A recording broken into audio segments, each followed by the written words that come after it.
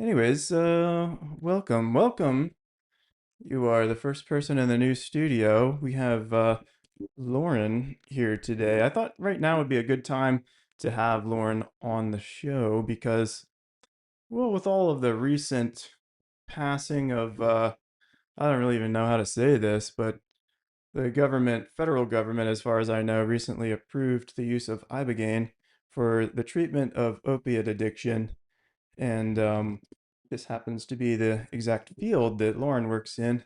So, Lauren, correct me if I'm wrong, and if you don't want to talk about it, that's cool. But my understanding is that you manage a what I'm going to call a chain of methadone clinics. Um, I'd like to think of you as like a district manager of the front house office area. And as I understand, you used to work as a counselor.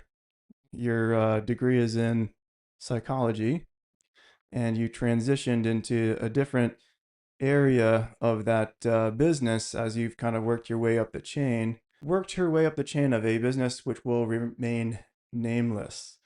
But she works at a methadone clinic. And so, did I get any of that right? Did I screw that up? No, you got most of it primarily right. I do work in a quote unquote methadone clinic. We do focus on behavioral health as well. But our main aspect is to provide harm reduction for individuals that struggle with opiate and opioid misuse. Yeah. How long you been doing that for? Just about. About 4 years, a little, almost five. Yes. Now, Lauren has some of the most interesting clients, as you can imagine, and just endless stories. So I imagine the sort of individual who might attend one of these facilities, and I think I'm mistaken. So forgive me for stereotyping, but I was once at this in this parking lot. I was traveling across country, and I think I pulled into some parking lot to eat breakfast at like, I don't know, 5 in the morning or something. And there are these people gathered around this building. And I was like, what are all these people doing awake at 5 in the morning? And why are they huddled around this, what looks to be like an office building or a dentist office or something, waiting at the front door for the doors to open? And then it was maybe, I don't know, a few weeks later that I realized that was a methadone clinic. And the hours are crazy. You open really early because you have not just, like, lack of a better word, crackheads who come in to to get their fix, but you also have working professionals, Mm-hmm. lawyers, doctors, nurses who are struggling with addiction. They come in early and they get their, I don't know, dose. I think you call it dosed. What's the correct terminology? The correct terminology is dose. Yeah, so they get dosed and then they go off to their legitimate business and living their lives. These people have families. A lot of them are functioning. We need to come up with a new phrase for this. I know there's functioning alcoholic, and so what would you Mm-hmm. call these people? Functioning addicts? I would not call them addicts, but I would call them um let's see, functioning recovery. Hmm. Functioning recovery. Mm-hmm. Because they are in the process of recovery. Um, most people are no longer utilizing opiates and opioids, and they come to the clinic for methadone or Subutex for that relief so that they do not have that desire for street drugs or prescription drugs. Speaking of recovery, something going on in my head when I think about all this is sort of this paradox of, like, you want to treat people, you want them to get better, and a true success would be them never coming back at all, Mm-hmm. which wouldn't be great for your business model because, I mean, not that it's your business, but I mean, you get no clients, no business, right? And so, even though like a lot of your money, I imagine, is subsidized somehow by the state, um, they do pay out of pocket for this, and then I think like the balance is paid by the government. Is that right? Yeah, so we do have like government funding. We do take insurances. So it just depends on the individual patient, what their financial situation is. So it's like need based, yeah. Yes, need based. Well, so then there's still that weird pickle of like, well, I want people to get better and not come back in here, but at the same time, I want to have a job. And this kind of brings me around to this whole Ibogaine thing. I don't know if you're following it. I know that you got caught up on it a little bit, but Mm-hmm. you've got, and I'd like to know if you spoke with some of the higher ups about this whole thing. But Ibogaine apparently is has a 98% success rate in curing people of addiction, provided they've gone through two of these Ibogaine sessions. I think it's like 80% with the first session. 80% of the people who try Ibogaine never touch whatever it is they're addicted to, and whatever it is they're addicted to. It's not just opiates, but alcohol or whatever, as far as I remember. And then 98% on the second dose. Mm. Um, and so, what are your thoughts about this ethically, personally? How do you feel about it? And uh, what do you know about?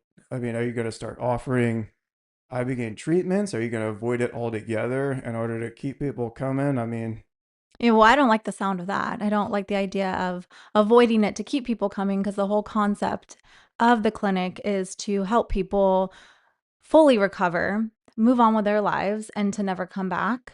There's always going to be individuals that struggle with substance misuse. So I don't think that we're ever going to have a lack of clientele. yeah. I like the idea of the Ibogaine. I did bring it up to one of my higher ups. He was very knowledgeable on it, but from my understanding, it may not be approved yet in Florida.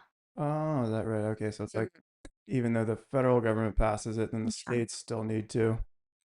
That make exactly. that makes sense. Yeah, and we have like behavioral health clinics that are affiliated with us, so that may be something that they might utilize in the future for a variety of substance misuses.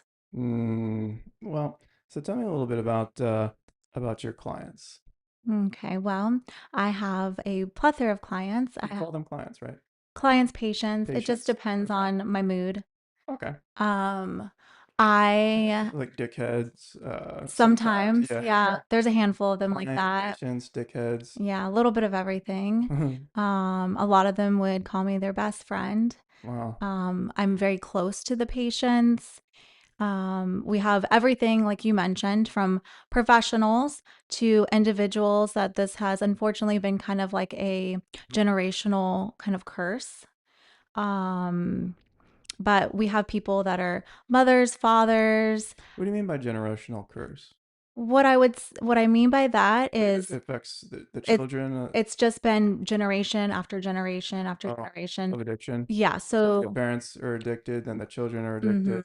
Yeah. Oh Like boy. they're like a product of their environment, Okay, unfortunately. that makes sense. Yeah. So we have individuals that will come into the clinic that do come in with their parents, and Mm. they could be, their parents could be in their 60s or 70s. They're like in their And 30s, they're both getting and dosed? they're both getting Oh, dosed. okay. Yeah. The parents and the because I know Yeah. that you have like young children, like Hmm. just say like 6 year olds who come in with their parents as their parents get dosed, and then Yes. the 6 year olds just kind of hang out and they're not getting dosed, but you've No, no, got the 6-year-olds are most definitely not getting dosed. They're not allowed by the dosing windows. They're not allowed at nursing.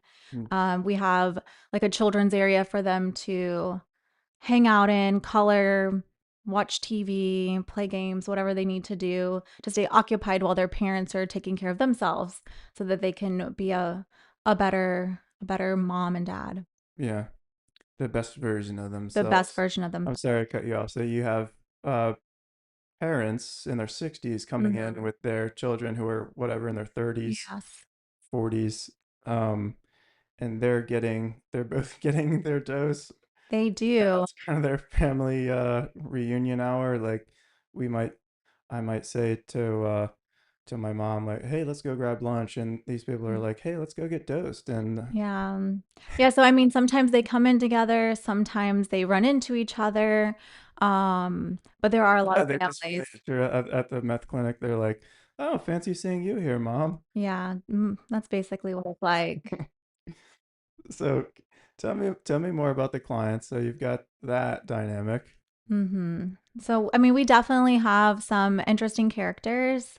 There's a lot of people that are just like really great, like where I could honestly see myself being friends with them in real life. Hmm. And then there's always going to be like the eccentric individuals that Hmm. have some exciting moments, some drama, lots and lots and lots of drama.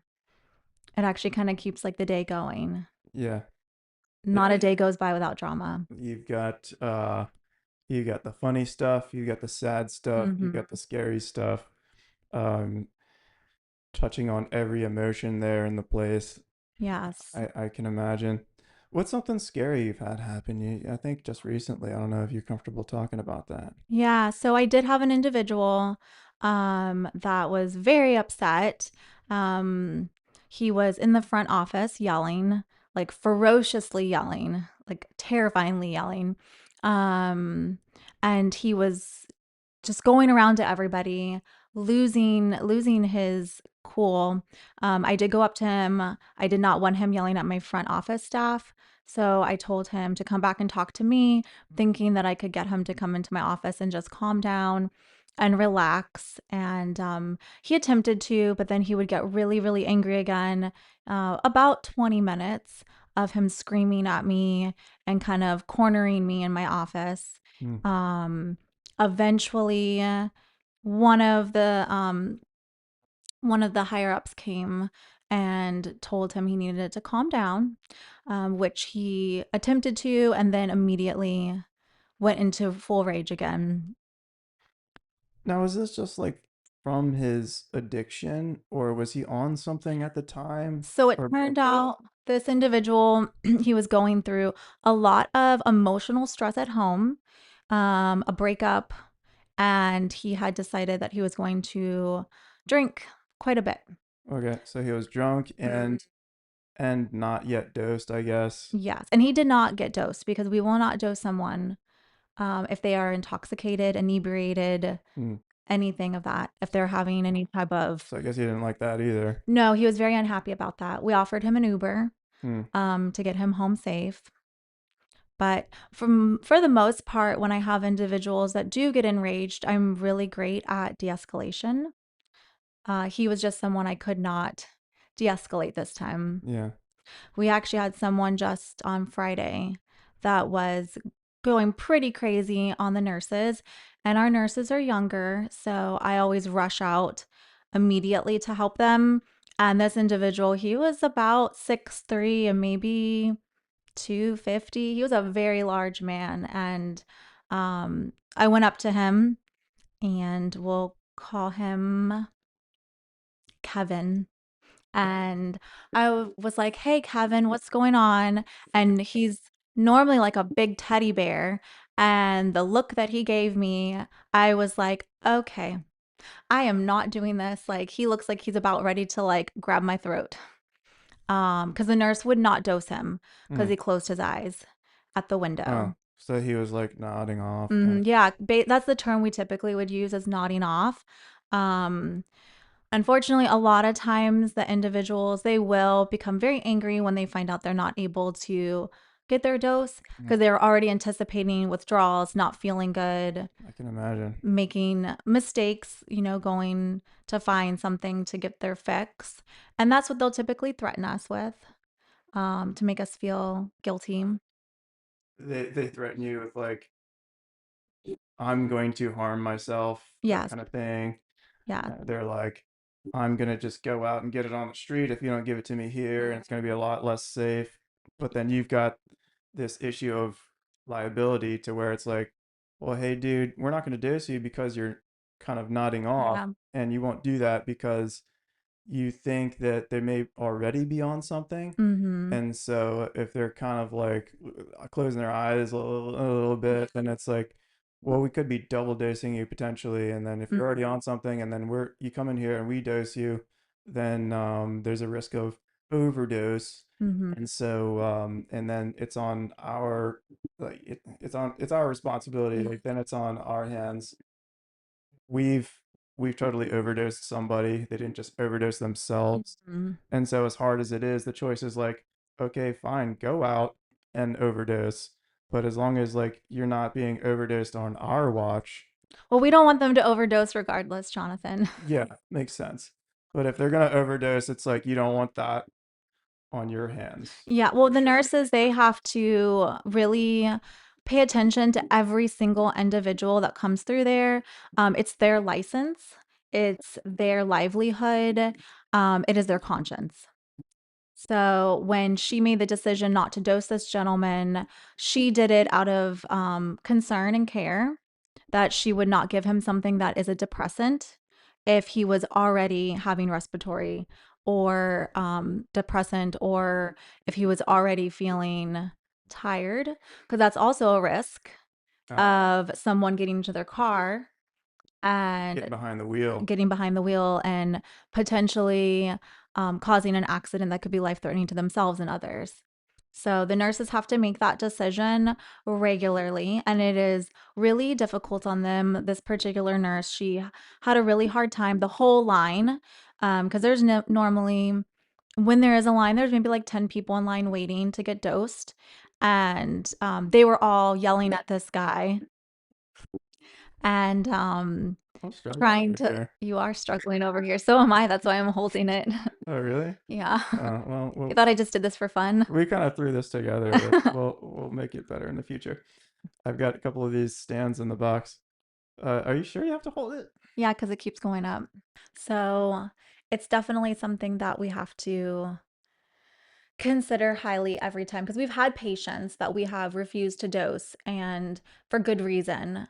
They've ended up in the hospital, and we actually had one nurse a couple years ago refuse to dose someone, called the ambulance. He would not go with the ambulance, and he later passed away that day, Oh, because jeez. she obviously could see that he was having respiratory distress. Oh, jeez. So she made the right decision. If she did not in that moment, if they did an autopsy or something, or they followed up with us for like a report, they could see if she did dose him. But she made the right decision. You know what I'm gonna have to do? We've had people like write letters to us and tape it on the front door, that they're going to essentially go find stuff on the streets, and it'll be our fault that they die, or go get effed up. Um, I've had all kinds of things said to me, but for the most part, I will say, no matter how wild and crazy the patients get, almost always they come back with like their tail between their legs apologizing. Like the gentleman that had me cornered a few weeks ago, he has come in to my office 2 times now to apologize for his behavior. Mm, And but we've had a lot of really crazy, crazy people do some really wild things. I have one girl in particular. I one day she was complimenting me, and I said, "No, I look like a hot mess express." And she has just gone with that every time I see her. She brings up Hot Mess Express, and unfortunately, she is the Hot Mess Express. I thought I was the Hot Mess Express. Yeah, I think you are as well. One particular lady came to me because she couldn't make her payment, and I have to make the decision if I feel like I've given them too much grace for non-payment. I try not to, and I know like my job is to make sure that they do pay, but I also know that it's not always feasible for everyone. So I had a lady, and I said, um, I need you to make a payment. You haven't paid in like 3 weeks. And I was like, I'm only asking for this amount. And she basically said to me, "Well, I'm just going to go on the streets instead." And I said, "Well, instead of going on the streets and giving them your money, you should give me your money." And she said, "Oh, honey, you think that I'm going to have to pay for that?"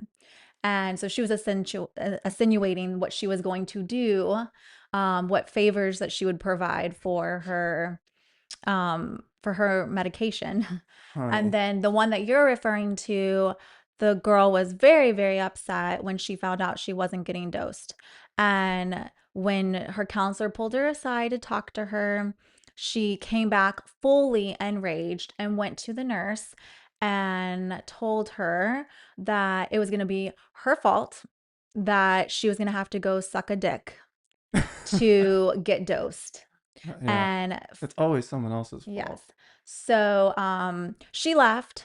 She wanted to file a grievance form. She came back, continued at the window with the nurse, with her thoughts and what she was going to have to subject herself to. Yeah. Yeah. Sucking dick is always somebody else's problem. That's Yes. the way to handle that. Mm-hmm. And so you've got an older fella who comes in with a younger lady, and you suspect maybe that there's been some grooming going on. They've been together for a while. Yeah, so this one really is interesting because it doesn't make sense to myself or many people. She is probably about 25, maybe 30 years younger than him. Um, she is Ooh. fully dependent upon him, which So what kind of age? Like how old is this guy? I want to say he's probably 60, give or take. Oof. Yeah. And she is definitely in her 20s, Oh. later 20s, but still. Yeah. What's she look like? She's cute. She's a good-looking girl. Takes care of herself, dresses nice. But they're a little kooky, huh?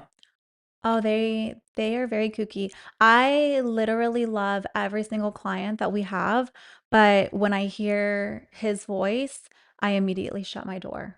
And I have an open door policy. I do not like doors being closed because I want patients to come in freely as they need, but I do not want him to come into my office. Yeah. Yeah, he's whiny. He likes to blame everybody for everything, all the problems in his life. All right. So there is a bleach incident. Yes. So we did have a patient recently. It was the same too. It was the same too, yes. So the female was in the hospital because she supposedly had breathed in some bleach when she was cleaning her bathroom. Um, but it was so extensive, supposedly, that she was in the hospital for quite a few days.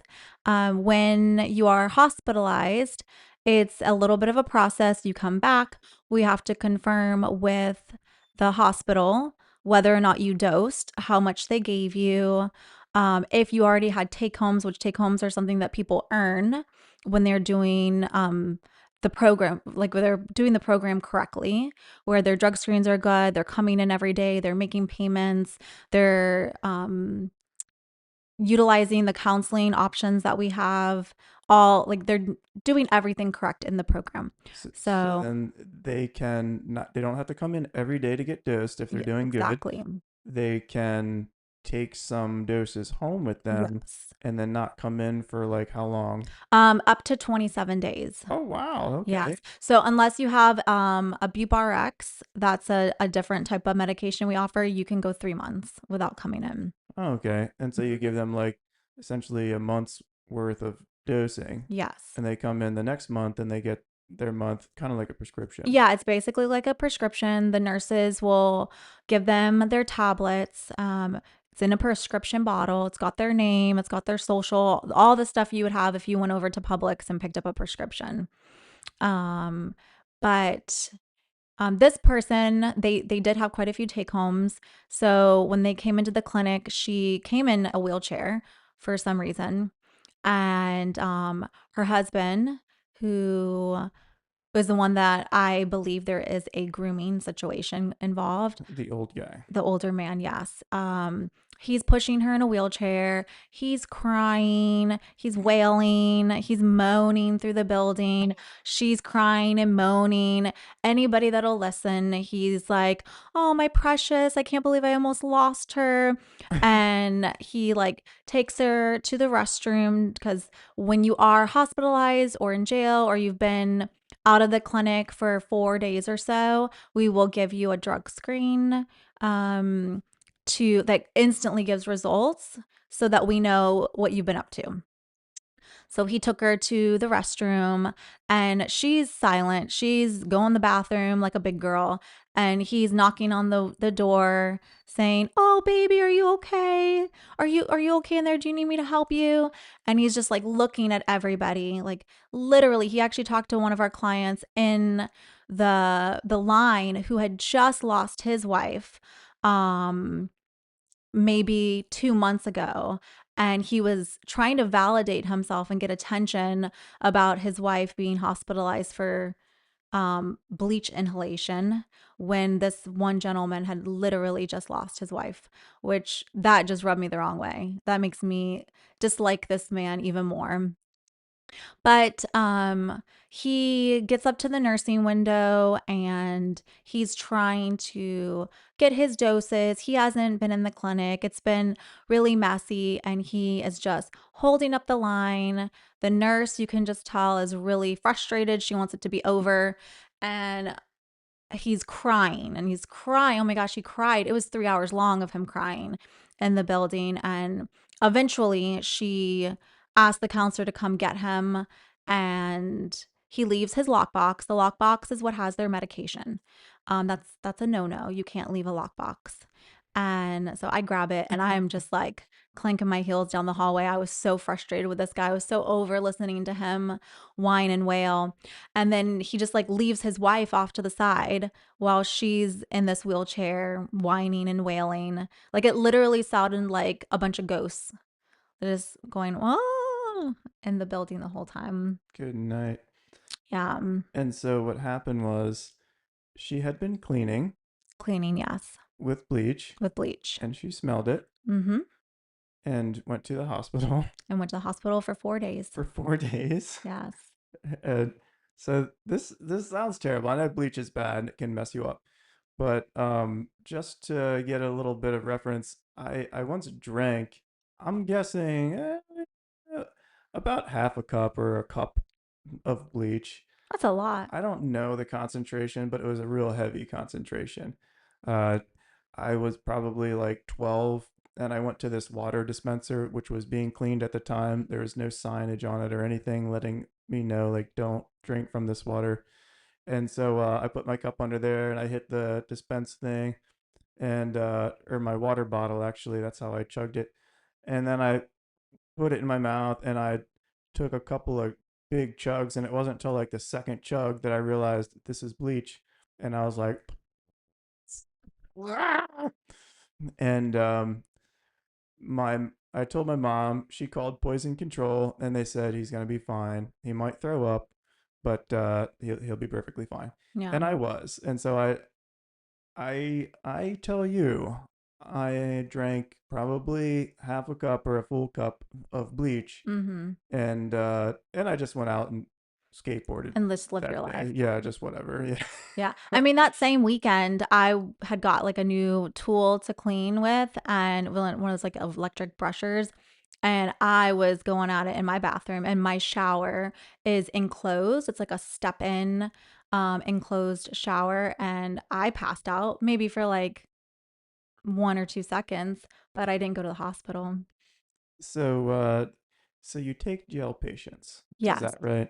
Yes. These are people who are currently incarcerated, Mm-hmm. or they just okay. So So it's both. We will take, obviously, if our patients get arrested, we will ensure that they get dosed. We will have a courier come and collect all the doses for 1 full week for each individual. But we also take anybody that gets into one of the local county jails. If they say, "I struggle with opiate or opioid misuse," they will immediately contact us and we will do an intake. okay. And so they get these jail patients, they get bused or something from the prison to Y- the clinic? Yeah, the jail will bring with like 1 or 2 police officers or correctional officers. They'll bring them to the clinic, and they will go through a regular intake process, which is like 3 to 4 hours long. They meet with me. They meet with the admission coordinator, the nurses, a counselor, the doctor, and then they get sent back. So how many of these patients are there who come out of this Hmm. bus? Like, how many inmates are we Oh, it'll talking be about? one person at a time. One at a time. Okay. One at a time. It's as needed.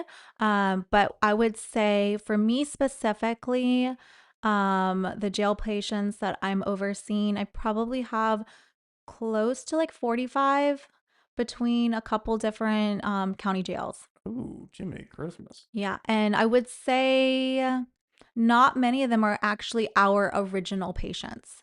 Most of them are individuals that mention that they are struggling with a substance misuse. So does this stuff like, I mean, are we just dosing people forever? I mean, what's the thought process here? So the thought process is you are struggling with opiate or opioid misuse. You're going to come to the clinic, you're going to do an intake, we're going to get you stabilized on methadone or buprenorphine. And once you get stabilized, you're not sick, you're not having withdrawals, you're feeling okay, you can just go about your day to day life, be a good worker, a good mother, a good father, husband, wife, whoever you are. And then once you're stable, you're no longer having cravings, then we'll start to do a MSW, which is like a medical withdrawal, where you're just slightly reduced a little bit here and there until you are fully off the methadone. Okay. And about how many of these patients succeed in coming off of addiction? So we don't have an actual census, but I would say it's a little bit lower. Since I have been there, I would say I've only seen maybe 20% of individuals fully succeed and not come back. So it's about 20%. Yeah. That's more than nothing. It's probably more than I thought it was going to be. Yeah. We have a lot of people that I would use the term, and this is not an actual term, but just like they're kind of like lifetime. Mm, They've been coming or to lifers. a lifer. Yeah. They've Yeah. been coming to one of these type of clinics for, 20, 30 years. Geez, so Um, it's a part of their routine. mhm. And a lot of the individuals that do come, have been coming for such a long time, more often than not, they actually maybe had like an accident. Like they broke their back, they were in a car accident, a work accident that they needed to have a surgery, and then they kind of got hooked on oxy or something like that. So they were given painkillers at the Hmm. hospital or by their doctor. Exactly. I would say way more than half of our patients, that's how it starts for them. So what's the transition? What brings them from taking oxy prescribed by their doctor to you? Um, because they have found themselves on the streets looking for more because what they're getting from their doctor is not enough. So they're trying to purchase on the street pills, and then eventually it would advance into heroin or fentanyl. So is it like the doctor refers them to you, or they come to you and they're like, I need help? Typically, it's always going to be the patient themselves. Oh, We don't have any court orders. This is just simply individuals that want to do better for themselves. okay. Well, that's a positive thing, I Mhm. guess. I'm seeing this a little bit better now. Yeah. What's the percentage of like I don't know how to say this politically correctly, but like high society people compared to like low society people coming in? What's the Yeah, I split? wouldn't say high society or low society. Yeah. Um, but I would say individuals that have their lives together, say they have a good job, they own a home, or they are renting in a nice area, they have a good car, Hmm. that kind of aspect. I would say probably 70%. Oh, It's really? like really the majority of our Really? patients. Yeah. Huh. That was something that I was very unaware of when I got into this field because this was not something I had originally wanted to do. They live among us.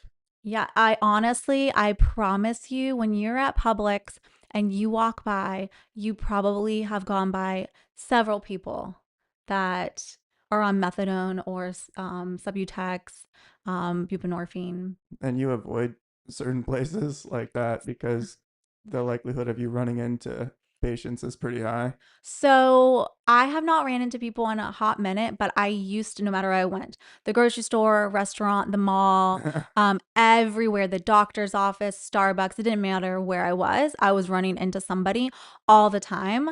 Um, More often than not, I don't care. Like I said, I like most of our patients.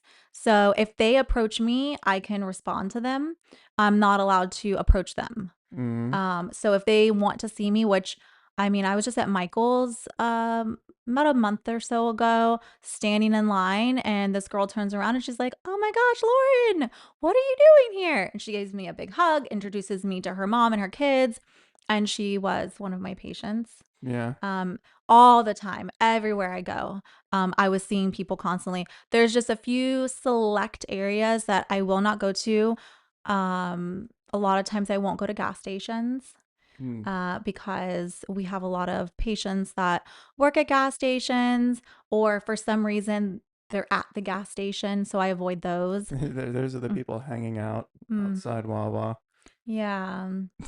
And then I have a couple people at certain restaurants that are servers, and I definitely will not go to those restaurants. Totally not surprised. Yeah, because I don't want to.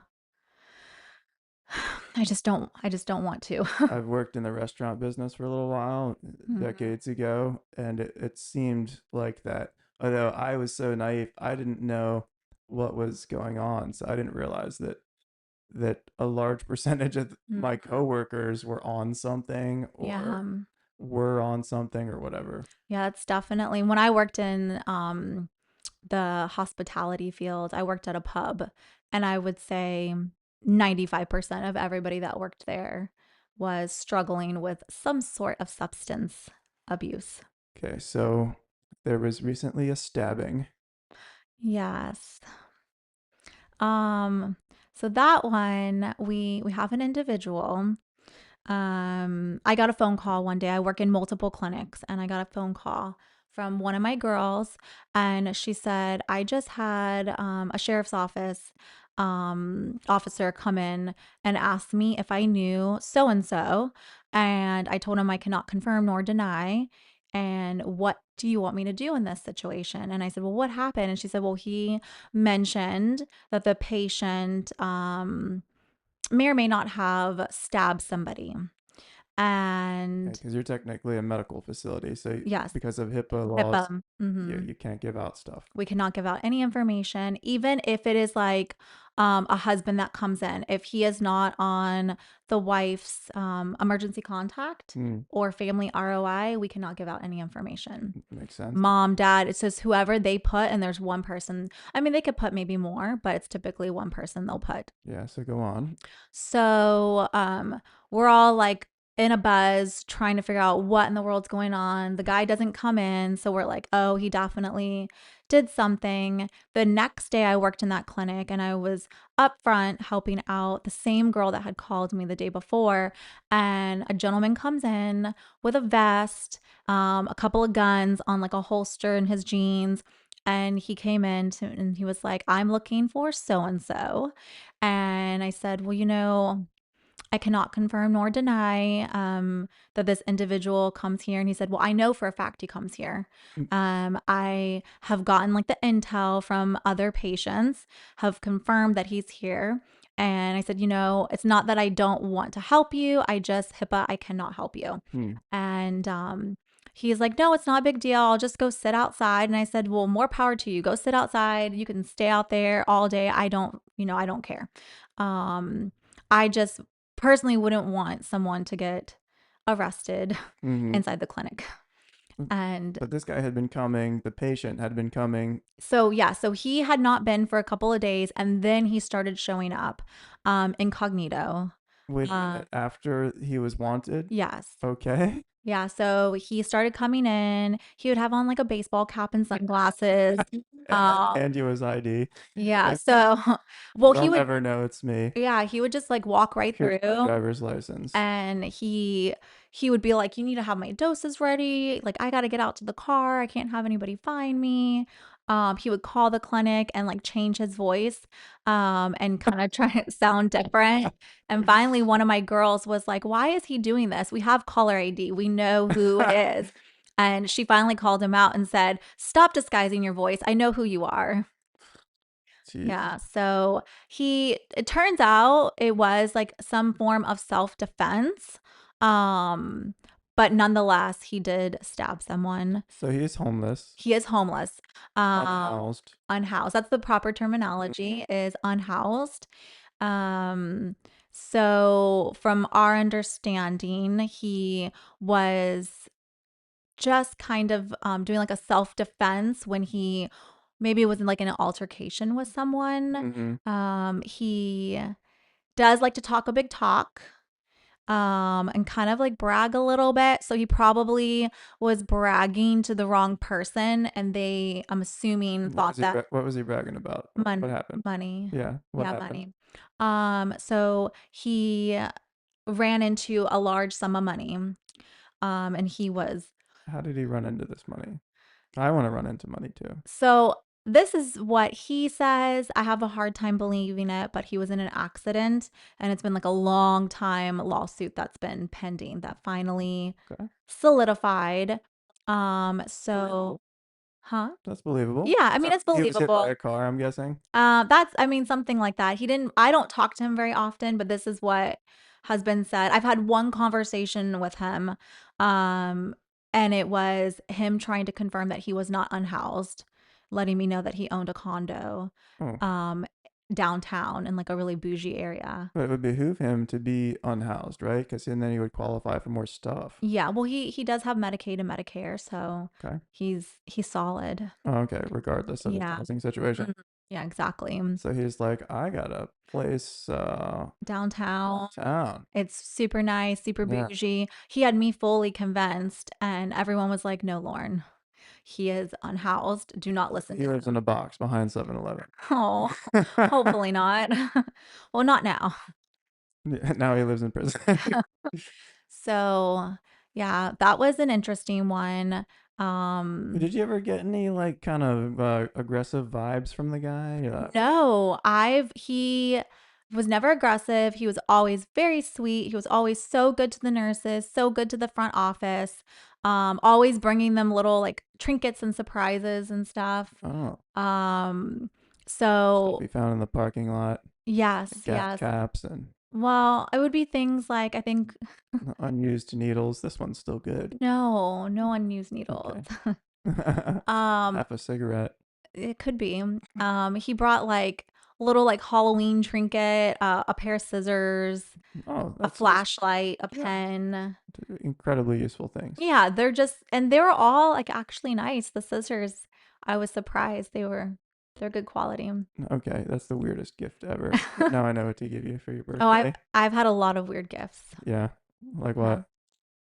Uh, the weirdest gift that I was ever given From patients. from patients, yes, was a like like a stone, like onyx, or like how you'd have amethyst, onyx. Like maybe you'd go down Hmm. to like a little mystic type of Oh, store okay, okay. where they would have Crystal healing kind of yeah thing. crystal healing.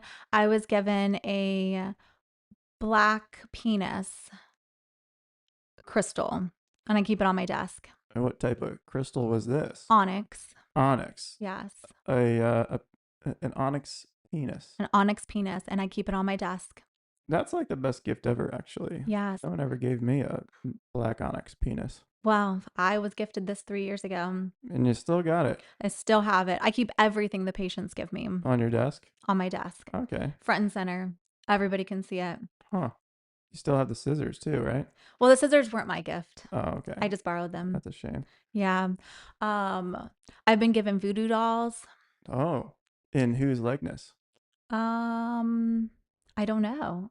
I don't know whose they were. Just generic voodoo doll. Yeah, just generic voodoo dolls. It's a plain face. It's not a bad business idea because it's No. just a plain voodoo doll face, and then you can Mhm. draw whoever you want on it. Yeah.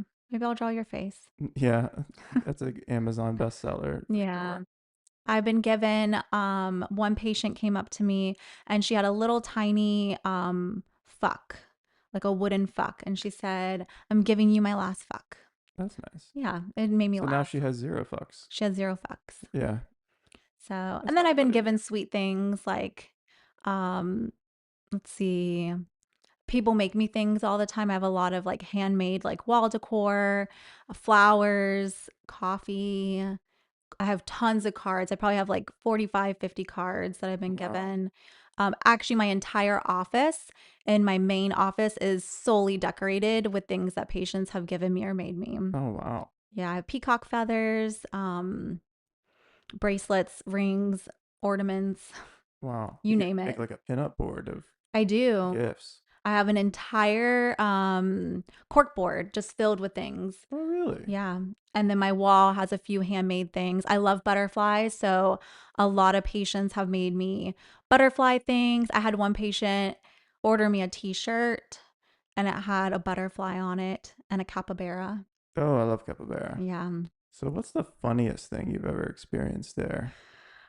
Sorry to put you on the spot. No. So the funniest thing, honestly, there's so many things that I could think of, but more recently, something I had shared with you, I had walked outside. I was done. I was like, okay, I'm so over with today. And I walked outside and I was getting into my car and I looked over and I saw someone in the dumpster. And I was like, oh my gosh, who's in the dumpster? So I get closer and I realize who it is. And I'm going to call her Jennifer. And I was like, Jennifer, what are you doing? And she pops her head up and she had a muffin in her mouth. And I was like, why are you in the dumpster eating a muffin? And she was like, oh, I'm just looking for clothes. What size are you? And I Oh was like, my. no, no, we're good. I don't need any new clothes. And she said, there's such good clothes in here. And I was like, you need to get out of the dumpster. You just need to get out of the dumpster, Yeah. 100%. Did she find the muffin in the dumpster? Well, that is left up to interpretation. Oh. I'm not quite sure. Oh really? Yeah. That's the first thing I would ask. I did not ask her. The second thing I would ask is if she had a second one. Oh, were you hungry? Yeah, it depends on the muffin, I Yeah, it suppose. was chocolate chip. Oh, that's nice. Yeah. Yeah, I like a nice blueberry. Yeah. Well, the next time she's in the dumpster, I'll ask her to find you one. Yeah, share. The chocolate's not bad too. Yeah. Banana. Oh boy. Oh, you like a banana nut? Oh baby. Yes. Yeah, so she's the one I mentioned that said about the Hot Mess Express. She is so eclectic and so rambunctious. There was one day she walked in. Jessica's the Hot Mess Express. Yes, Huh. yes. Hot Mess Express. And she walked in one day. Oh my gosh, I have another one that was so funny too, but she came in and well, let me set the tone. We have like this really large carpet, like area rug in the lobby. We have a water fixture, like a waterfall with like a mirror. And we have one of those um I guess, like, remote start fireplaces with the little stones and stuff, like, we try to Uh, make it look nice, yeah, right? yeah. Okay, okay. So we have a gentleman that comes in a wheelchair because he has had, his feet amputated due to diabetes. That's a shame. Yes. So he's in with his electric wheelchair, and he somehow gets caught up in the rug, Oh no. and the rug gets, like, sucked into his wheelchair, Oh boy. and then he when the rug gets sucked, the water fixture starts shaking and like flinging back and forth. Oh. And I'm like watching all this unfold. And then I see our friend come like barreling in, and she's always like jogging in, like she's like in a hurry all the time. And she proceeds to trip Oh no. on the bunched up rug. And then I just hear this like huge thud. Ugh. And I'm like, oh my gosh, like, what? Like, I thought it was the guy. I couldn't figure out what was going on. I get up, I run out to the lobby, and I see her laying on the floor on her stomach, almost in fetal position, like sideways, going like, oh, like, my head. And we're like, oh my gosh. So she hit her head on Oh the no. glass fireplace. Oh no. Yes, and she is holding her head and she's crying. I get one of the nurses and Oh, and then at the same time, you can hear there's somebody on the other line of her cell phone that's on the floor, and Somebody's on the phone like, some hello? yeah, somebody's on the phone, Karen? but oh no, it gets better. Um, so the nurse comes out and she's like, "Oh my gosh, are you okay? I'm gonna call EMS." She pops up, jumps up. She's like, "Nope, I'm good." And takes her phone. She goes, "I'm on the phone with court right now." Ugh. And then she sat down and she proceeded to finish her court hearing in our lobby and then dosed and left. Okay, so this was a patient. This was a patient, Oh yeah. my gosh, I thought she would see dollar signs and then sue the Oh, well, don't organization. give her that idea. Yeah, yeah, that would be my first move. Yeah, So, the water cooler, did that fall down? it did. Oh no, so then you've Yeah. got the So we had wheelchair guy water. stuck in the carpet, Mhm. uh, dosing lady tripping on the rug Mhm. and nailing her head while she's on the phone with court, and Mm, water cooler yes. falls over. Yes. Well, thankfully there wasn't too much water in it. The glass didn't Or break. bleach, yeah. Yeah, or bleach. Hmm. Be right up your alley. Yeah, I had a drink in it. Yeah, you would have. We'll get you a straw. So, um, that we need to make T-shirts immediately that say "Hot Mess Express" with a train Yes. on it. There's a train in the middle, Yes. and then just "Hot Mess" on the top and the bottom. Express. Yes, 100%. Would you wear one with me? For sure, I'd wear one. Okay, let's I'm do thinking it. about my next tattoo.